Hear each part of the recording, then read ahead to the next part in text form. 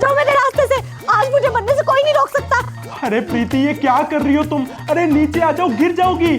नीचे उतरने के लिए नहीं चढ़ी हूँ, नीचे कूदने के लिए चढ़ी हूँ, और आज कूद के रहूंगी, तभी तुम्हारी इस बुढ़ी माँ को चैन आएगा। क्या? अरे माँ, आपने क्या कह दिया प्रीति को जो ऐसे छत से कूदने के लिए तैयार हो गई है? अरे मैंने कुछ नहीं किया, इसका तो रोज रोज का ही है, इसे तो बस मुझसे लड़ने का बहाना चाहिए। अच्छा, मैं बहाना बना रही हूँ? अबे ओ बुढ़िया, ना तो चैन से मुझे खाने देती है, ना सोने देती है, ना बाहर जाने देती है। अरे प्रीति मेरी बात तो सुनो। अरे अरे माँ, अरे माँ आप कहाँ जा रही हैं? अरे प्रीति नीचे आ जाओ प्लीज, मैं तुम्हारे आगे हाथ जोड़ता हूँ, प्लीज नीचे आ जाओ। देखो करण देखो, तुम्हारी इस बुढ़ी माँ को मैं इतनी बुरी लगती हूँ ना कि ये मुझे मरते हुए भी नहीं देख सकती। मैं ना तेरे साथ मर सकती हूँ, पर तुम्हारे मरने के इल्जाम में जेल नहीं जाने वाली, समझी? हे राम, ये बुढ़ी मुझे चैन से मरने भी नहीं देगी। लगता है ये दोनों ना ऐसे नहीं मानेंगे। प्रीति माँ, आप एक काम करिए, अब ना मुझसे और ज्यादा वेट नहीं हो रहा है, एक काम करिए जल्दी से कूद जाइए, आ जाइए नीचे। एक मिनट रुकिए। हाँ ये लो, मैंने सोसाइटी के ग्रुप पे मैसेज भी कर दिया, 4 लोग आ रहे हैं आपको कंधा देने के लिए। अब जो भी आप दोनों में से पहले कूदेगा ना, मैं उसको कंधा देके शमशान लेके जाऊंगा। चलिए जल्दी करिए, नीचे आ जाइए। चल कूद, जल्दी कूद, कूद चल। आप कूदो ना, आपको तो हर मामले में टांग अड़ाने की आदत है, कूदो ना, पहले टांग अड़ाओ। अरे माँ, आप क्या उसको बोल रही हो? आप आ जाओ नीचे। और वैसे भी मैंने वकील को फोन कर दिया, आपके नीचे आती जैसे ही आप मरेंगी ना, ये सारा घर सारी प्रॉपर्टी मेरी। क्या?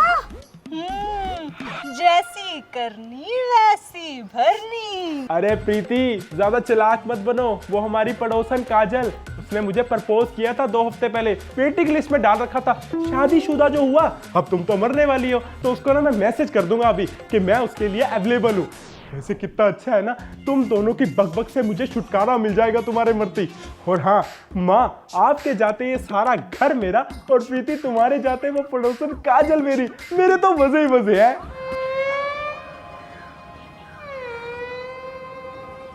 अरे अरे माँ, प्रीति प्लीज छोड़ दो, मुझे सच में दर्द हो रहा है। मेरे जाते ही पड़ोसन, और मेरे मरने के बाद सारी प्रॉपर्टी चाहिए तुझे? अरे माँ प्रीति, वो सब मैं जानबूझ के बोल रहा था, ताकि आप दोनों में जो झगड़ा हो रहा था उसे खत्म करके आपको नीचे उतार सकूं। अरे शर्म नहीं आती तुझे ये सब बोलते हुए कि मेरे मरने के बाद तू क्या क्या करेगा? अरे हाँ माँ, तो क्या करूं? आप दोनों के मरने के बाद आपको मैं याद कर सकूं, इस काबिल आपने छोड़ा ही कहाँ है मुझे। घर में रोज किसी ना किसी बात को लेके आप दोनों में झगड़ा होता रहता है। कई बार तो ना मेरा घर आने का मन ही नहीं करता, अफसोस होता है मुझे कि मैं घर आया ही क्यों, इससे अच्छा तो मैं बाहर ही था। मुझे नहीं चाहिए ऐसी फैमिली जो बात बात में झगड़ा करती हो, जिसके जाने के बाद मुझे किसी चीज का अफसोस ही ना हो, उल्टा खुशी हो। मैं भी रोना चाहता हूँ आपके जाने के बाद। अरे तो इसे समझा ना, क्यों मुझसे झगड़ा करती है? जो चीजें मुझे नहीं पसंद क्यों मुझे जानबूझ के दिखा दिखा के चिढ़ाती है? तो आप भी तो जानबूझ के मुझ पे गुस्सा करती है और हर टाइम मुझसे लड़ने के बहाने ढूंढती है। माँ मानता हूँ कि प्रीति से कभी कभी कुछ गलतियां हो जाती हैं, लेकिन आपकी बहू है वो, अपने से छोटा समझ के उसे माफ कर दीजिए। हर बार लड़ाई करना ही सॉल्यूशन नहीं होता है। और प्रीति वो तुम्हारी सास है, अगर वो तुम्हें प्यार से कुछ समझाती हैं तो तुम भी समझ लिया करो। क्यों छोटी छोटी बात पे झगड़ा करती हो? अगर वो तुम्हें कुछ कहती हैं तो वो काम चुपचाप कर दिया करो, इनका हाथ बटा दिया करो। अगर सास और बहू बन के रहोगे ना तो कभी आगे नहीं बढ़ पाओगे। अगर माँ और बेटी बन के रहोगे तो घर में हर टाइम खुशी ही रहेगी। माँ, आप भी तो कभी बहू थी ना, और प्रीति तुम भी तो कभी सास बनोगी ना। माँ, आप अपने कल से सीखिए, और प्रीति तुम अपने आज से। आई एम रियली सॉरी सासू माँ, आज के बाद मैं आपकी किसी भी बात को नहीं टालूंगी और आपको एक बेटे की तरह प्यार और रिस्पेक्ट भी दूंगी। हाँ बेटा, मैं भी सॉरी बोलती हूँ। मैं भी तुझे आज से अपनी बेटी समझूंगी और तुझ पर फालतू के हुक्म नहीं चलाऊंगी। ये हुई ना बात, आप दोनों के प्यार से ये घर अब घर बनेगा फाइनली। हाँ बेटा, तू बिल्कुल ठीक कह रहा है। बहू देखो शाम होने को आई, चलो जल्दी से सफाई कर लो। अब मम्मी जी, मैं काफी टाइम से ऊपर छत पे खड़ी थी ना, तो मेरी टांगों में दर्द हो रहा है, आप सफाई कर दो ना घर की। अरे मेरी भी तो टांगों में दर्द हो रहा है, मैं भी तो ऊपर खड़ी थी। हाँ तो आपको भी समझ आना चाहिए ना कि इतनी देर से ऊपर बंदा खड़ा है, मेरे दर्द हो रहा है, आपको समझ में नहीं आ रहा है क्या? अरे सफाई नहीं करेगी तो सारा घर कोट पड़ जाएगा।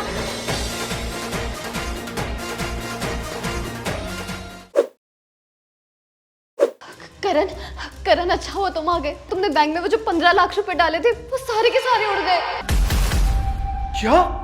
मम्मी जी को एक कॉल आया और उन्होंने कहा कि एक लिंक भेजो, उस लिंक पे क्लिक करो। मम्मी ने जैसे वो लिंक खोला वो सारे के सारे पैसे गायब हो गए।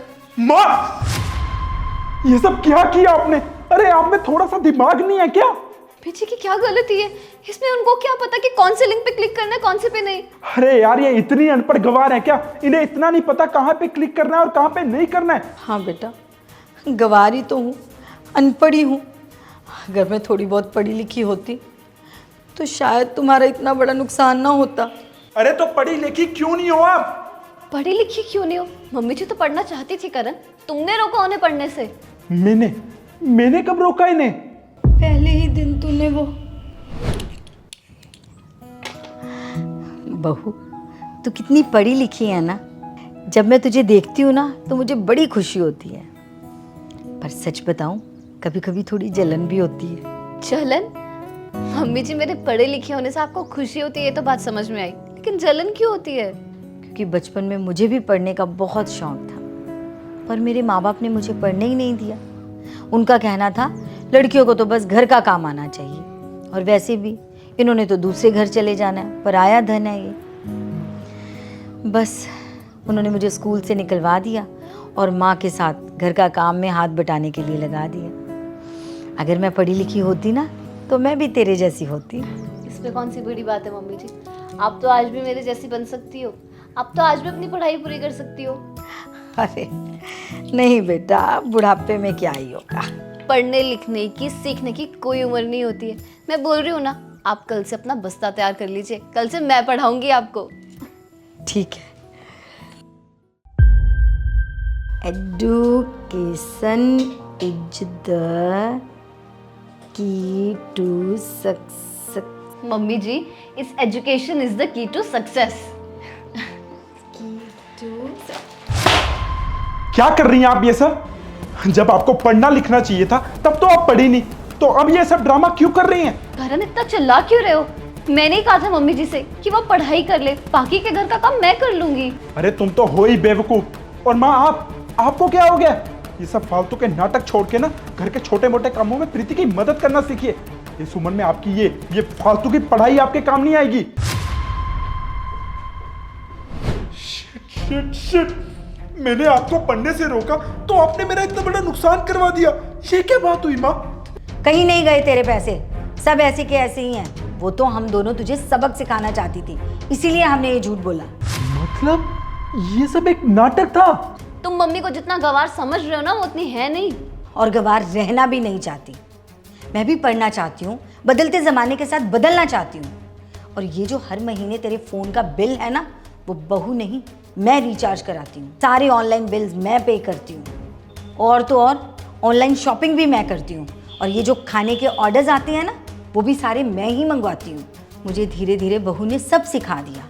पढ़ लिख के मुझे कोई जॉब नहीं करनी थी, मैं तो बस ज़माने के साथ चलना चाहती थी, सिर्फ अपनी जीके स्ट्रॉन्ग करना चाहती थी।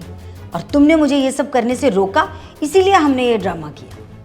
करण, पुराने ज़माने की बात समझ में आती है, तब लोगों की सोच लिमिटेड होती थी, इसलिए मम्मी अपनी पढ़ाई पूरी नहीं कर पाई। पर आज हम 21वीं सदी में जी रहे हैं, जहाँ सब पढ़े लिखे, सब एजुकेटेड है।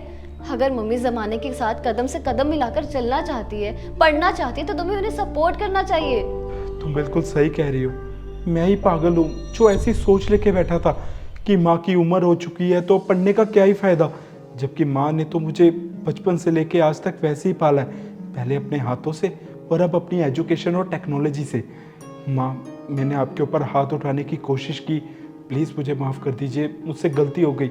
आज के बाद ऐसा कभी नहीं होगा। करण, तुमने आज अपनी माँ पर हाथ उठाने की कोशिश की है, ये गलती ना ऊपर वाला भी माफ़ नहीं करेगा।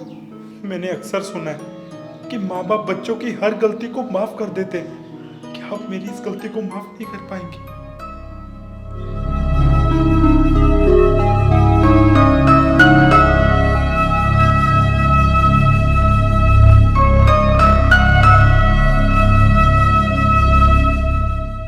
दोस्तों, सीखने और पढ़ने लिखने की कोई उम्र नहीं होती, बस इंसान में जज्बा होना चाहिए। अगर आपको हमारी वीडियो अच्छी लगी हो तो प्लीज़ लाइक करें, कमेंट करें और अपने दोस्तों और रिश्तेदारों के साथ शेयर करना ना भूलें। Thank you.